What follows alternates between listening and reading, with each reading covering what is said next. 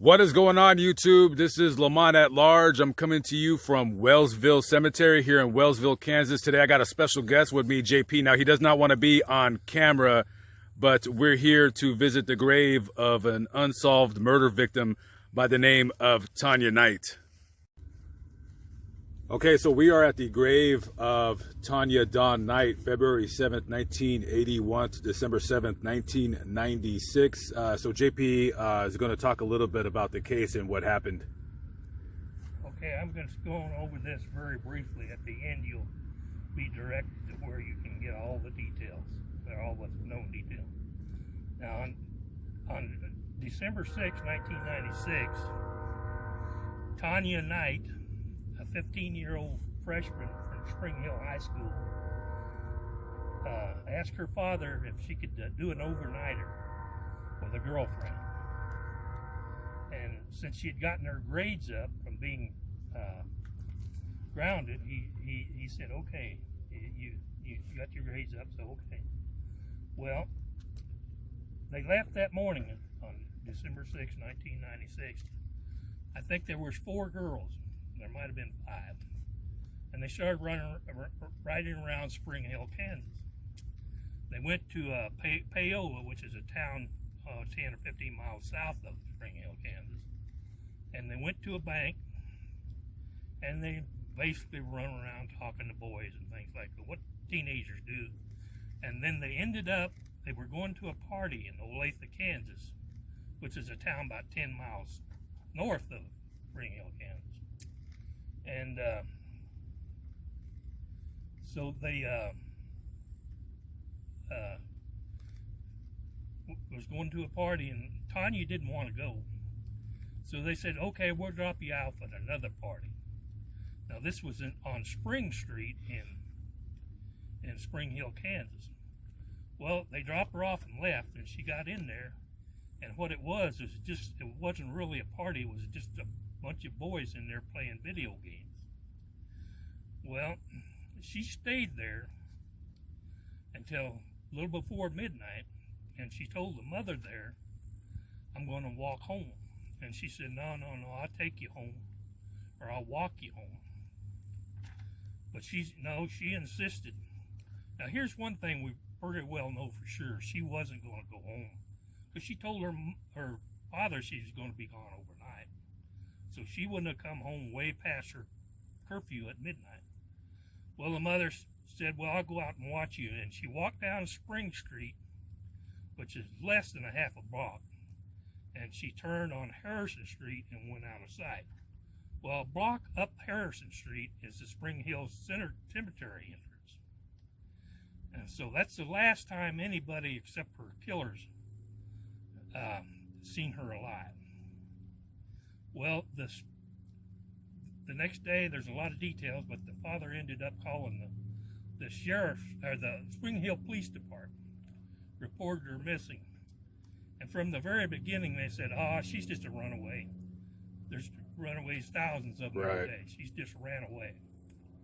And the father and the mother both called them and insisted, that's not Tawnya. If she left, she was a very fastidious girl. She would have taken clothes, she would have taken makeup, and there's a number of things they knew she wouldn't leave that house without if she was going to be gone overnight. So here's what happened. What they believe happened. Now, this is what the personal detective of Tanya's mother and the Spring Hill Police Department pretty well agree with it, that these kids came back and sometimes somehow coached her back to the back of that cemetery, which was a place where kids in that day went to smoke dope and drink beer and things that kids do. They had a spot to go to. Of course, yeah. And it was out of sight from the town. You had to go over the hump to get to the back. So anyway, they think, now all this is speculation, but it's pretty well thought to be true. Something went down there. Don't know exactly what. But they think these 4 or 5 teenagers some of them were at that party she just came from, if you want to call it a party. And some of them was a girl. One of them was a girl called the Mastermind, which I think she started out riding around with. And the other is the Heavy, which is a boy that was sweet on Tawnya, that was at that party she left. Well, I'm regressing a little bit, but the Spring Hill Police Department just decided to treat it as a runaway. And in the meantime, her uncle called the police department and told them, Tawnya called me and she's all right. She said she's staying in Olathe and she just wants to get away from her stepmother for a few days. Well, to make a long story short, that wasn't true. He ended up calling back and saying it was just a rumor from a girl in the high school, that he just thought it would help the family, giving them some relief, but that didn't happen. But anyway,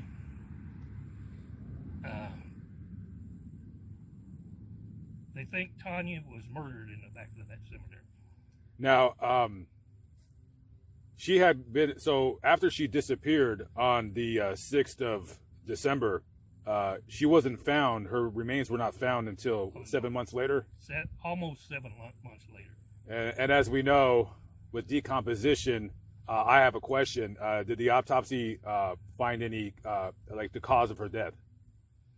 Yes, they found the cause of the death, but I don't think they've really, they call it trauma.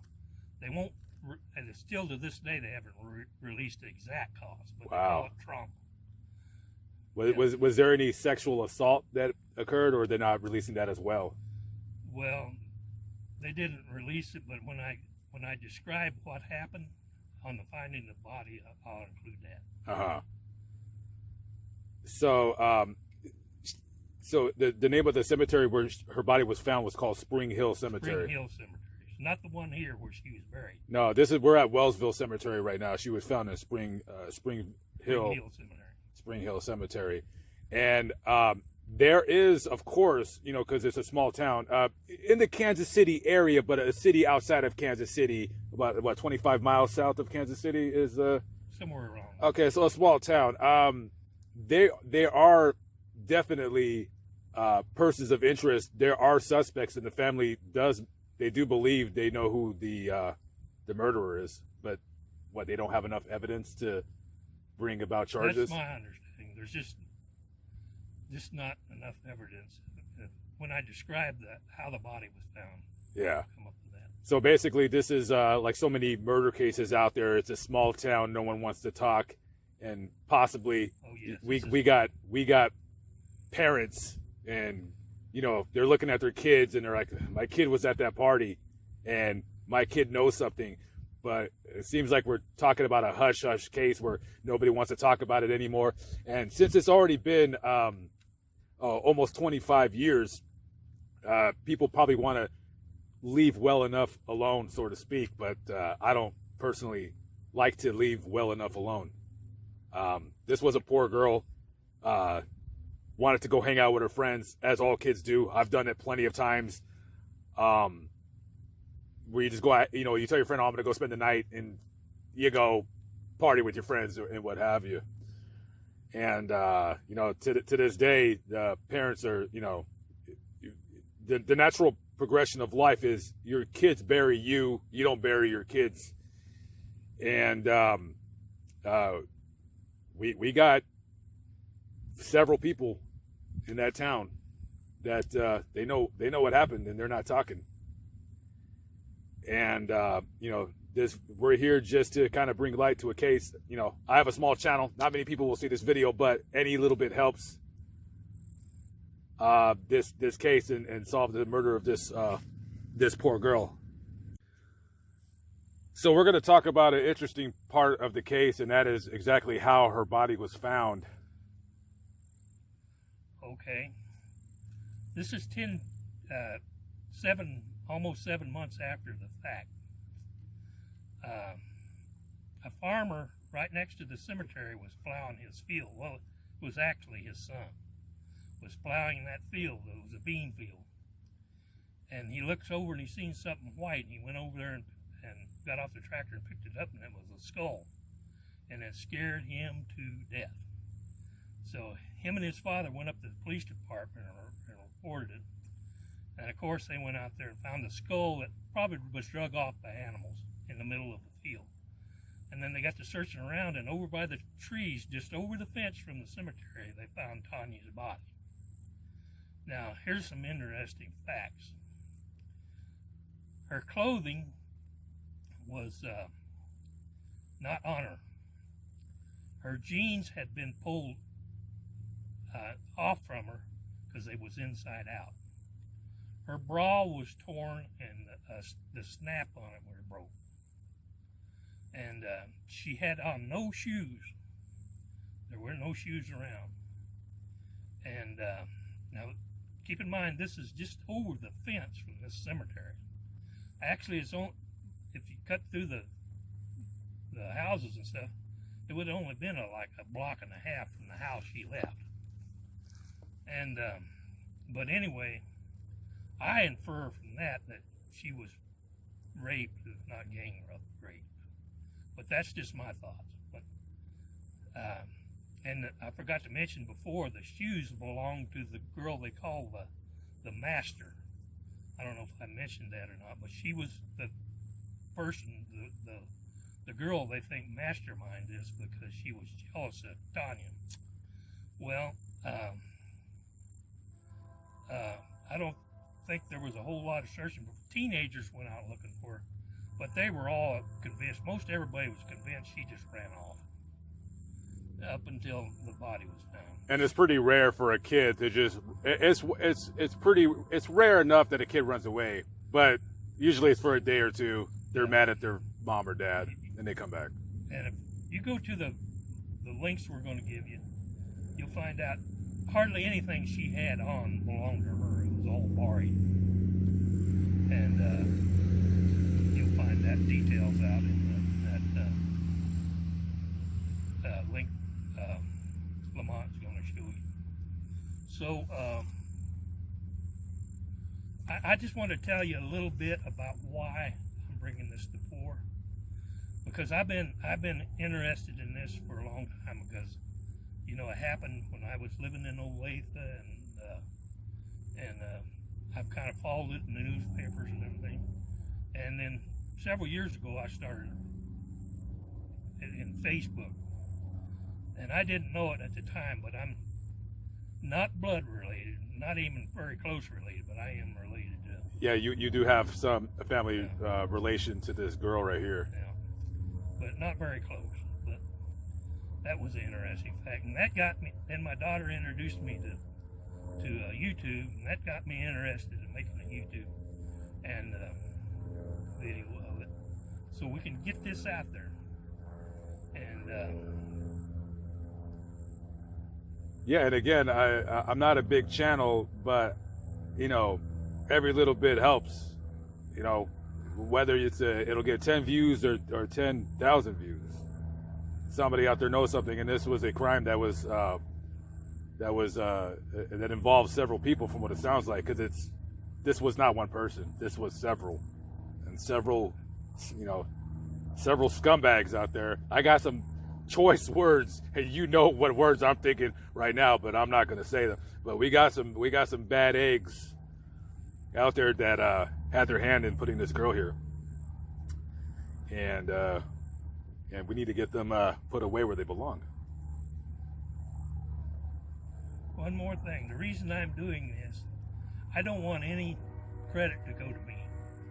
You want to give credit, give it to Lamont. He's the one that's doing it. But that's the reason I'm not saying my name or one on video. I don't want any credit. I just want Tanya's mother and dad to have some kind of closure and some kind of justice. It's been going on too long. 2 of these people are still in Spring Hill, Kansas, I'm pretty sure. And 2 of them have moved off. And I'm not sure, but there's one of them that's passed away recently. So I guess that's all I got.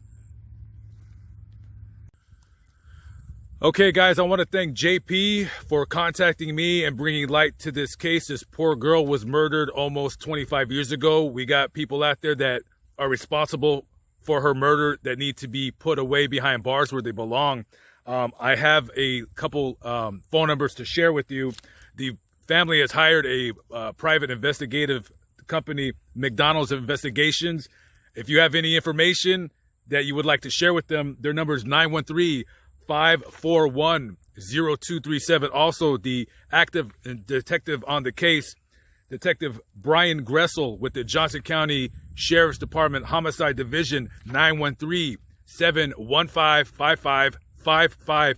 And last but not least, there is a Facebook page, Justice for Tawnya Knight. Check out that Facebook page. The link will be in the description box below. And also, there will be a couple podcasts that you can listen to that details the case further. Anybody that we can get to visit this page, get this out there more, it would be much appreciated and it'd be much help. I am Lamont at Large, live but not live, but still live with JP. We are in the Wellsville Cemetery here in Wellsville, Kansas. Thank you for watching, guys. As always, much appreciated. Peace out.